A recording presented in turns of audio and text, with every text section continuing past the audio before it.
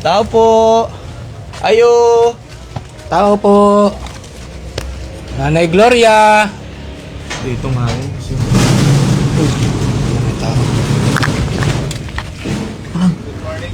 Good morning po, Nanay.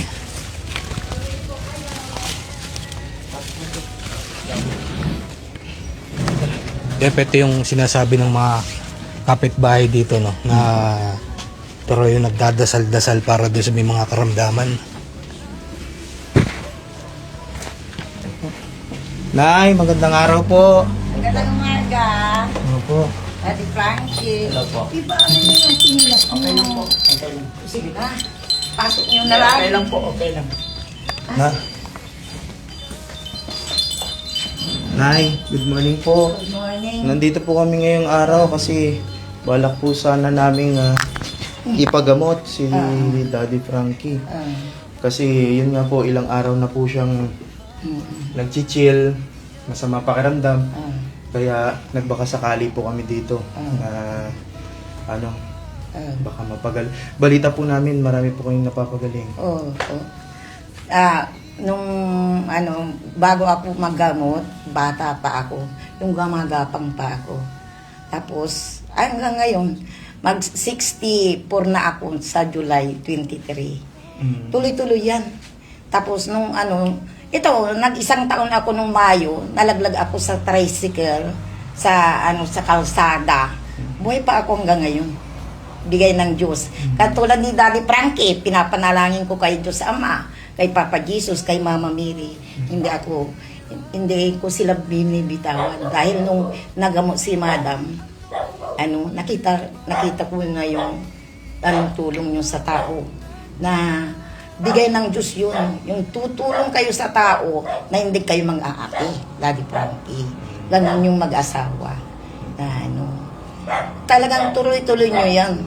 Kasi yan ang binigay ni Diyos Ama, na tutulong kayo sa tao. Kasi maraming nag-aapi na sana nung nakapag-aral ako, Daddy Frankie, kukuha ako ng abogada. Ngayon, ang 12 kaming magkakapatid, pinaampun ako ng nanay dahil sa mamang ko. Doon ako nag-umpisa. Gumagapang ako. Bata pa ako talagang nanggagamot na diretso. Bali baby pa po kayo. Baby pa ako nang nanggagamot ako. Kaya nung 19 ako, nasubukan ko na dinala ako ng kabaong sa bahay. Namatay ako ng alas 3. Alas 12 ng gabi. Alas 3, ibabalsa mo na ako. Kaya salamat sa Diyos, kay Diyos Ama, na ako'y binigyan ng ganito. Hindi ako nagpapabayad, Daddy Frankie. Maski na anong hirap, magbigay sila, hindi, wala sa akin.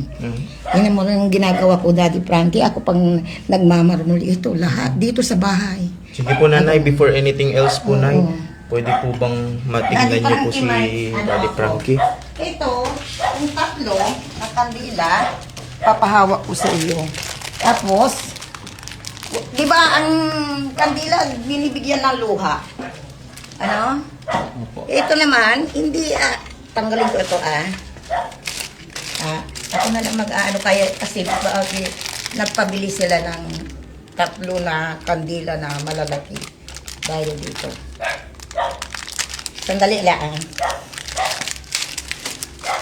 Patayo nyo ito, huwag lalagyan ng luha. Patayo? Oo. Saan ipatayo? Sandali lang, Dad. Alisin ko yun,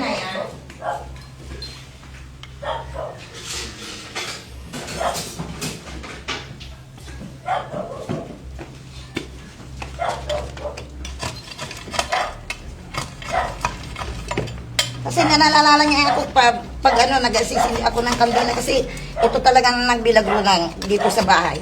Mapalad ang Pangasinan. At saka si Presidente Marcos, yun ang pinapanalangin ko. Lahat ng luko-luko, yan ang ginagawa ko na hindi ko naman sila inaano. Katulad ni Duterte, akong pinaralangin ko yun kasi maraming pinatay na tao. Sandali lang,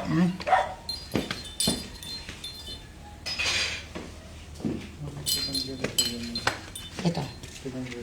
Isa lang. Ito, hawak niyo. Ay! Hawak niyo lang. Ito. Patayo nyo Huwag lalagyan ng luha. Huwag kayo matakot. Ipatayo dito. Patayo. Huwag lalagyan ng luha. Ano po yung luha, Nay? Yung ganito Huwag tutulo. Oo, what totoo. Uy.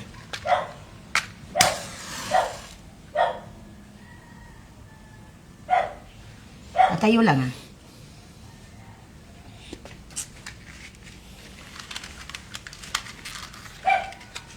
Nanginginig si Daddy Frankie Ay gumagawa ng masama. Sige lang.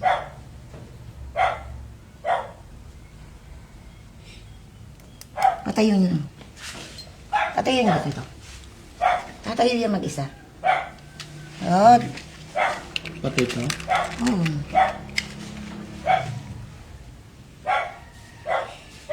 Huwag kayo matakot, Daddy Frankie.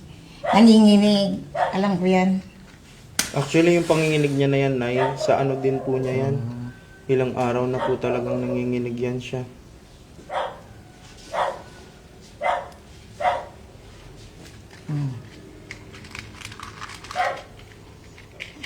Jesus name.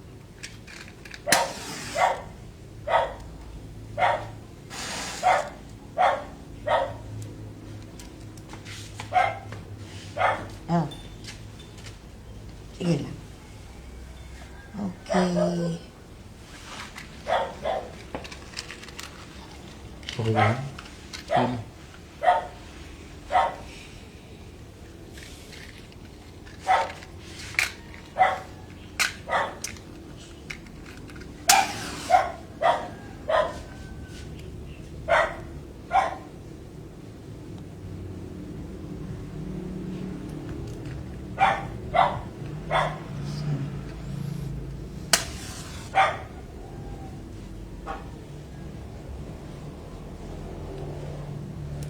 Dito.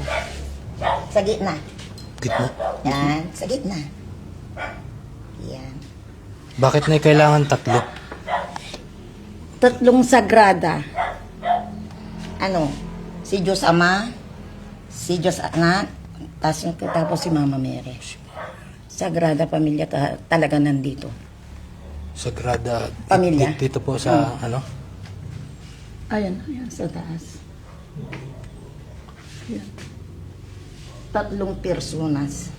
Yan ang talagang pinapagamit nila sa akin. Di ba yung kandila, nilalagyan ng luha bago itindig? Opo, pandikit. Oo. Ngayon, anong masasabi nyo daw sa kanila? Daddy Frankie. Saan po? Kay Papa Jesus. Kasi yung maliwanag yung yung ilaw ninyo. Mamaya. Hindi ako dito.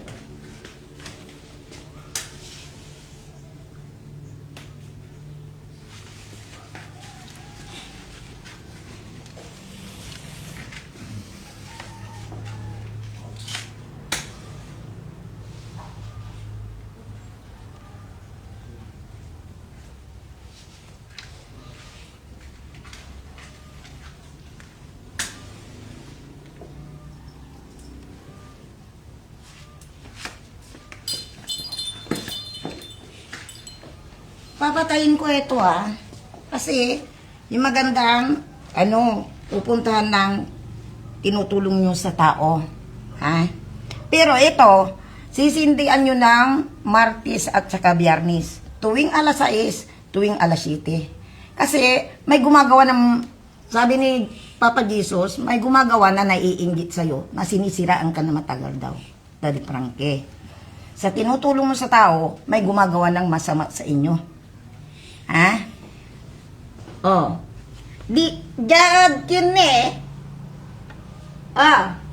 Diyan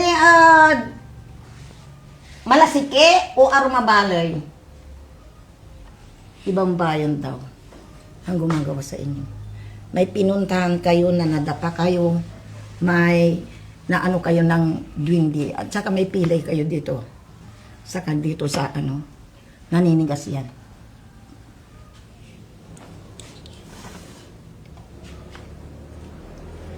Anong masasabi niyo dyan? May luha ba o wala? Wala. Ano masasabi niyo dyan?